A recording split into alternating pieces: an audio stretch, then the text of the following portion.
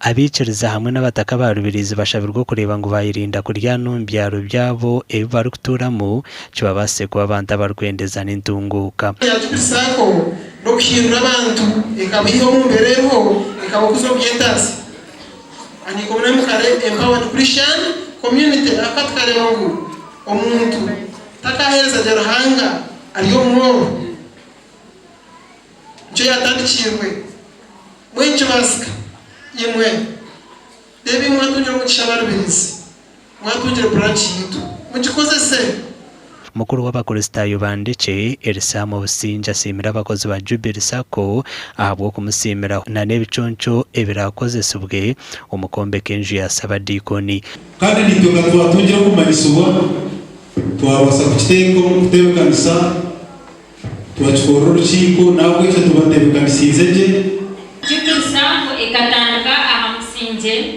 wekanisa wesitambule diocese Mwangani tuwachira umuntu wenu wa budini. Abakozi barundi n'ibintu na sente bakwatanise na nabiciriza okusima ruhanga habwo kubakoresa kurunjira no kutunga obusingu zo mu Rubirizi okurugire miliyoni na.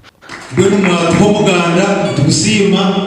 konka audio n'ingambire nzu iyo kutandika kuhendera nabwo cyo twayize cya Jubilee cyatworo twamara kusaba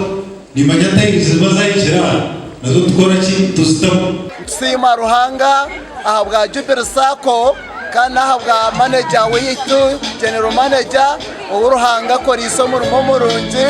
kandi Sacco Sacco yo mutano bwanyuma yo kushaba kwa abakozi ba Jubilee Sacco abashija hamwe n'abakozi bagizireho mpira gwo mukago ogwa bakazi hamwe n'abashija nkakamanyisa ko kutungura enkwatanisa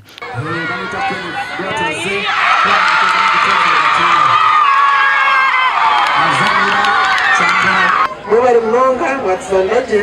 kandi bintu byabonera kandi tokamanya ubuno bwese kubenda ni mu shushenye mutayire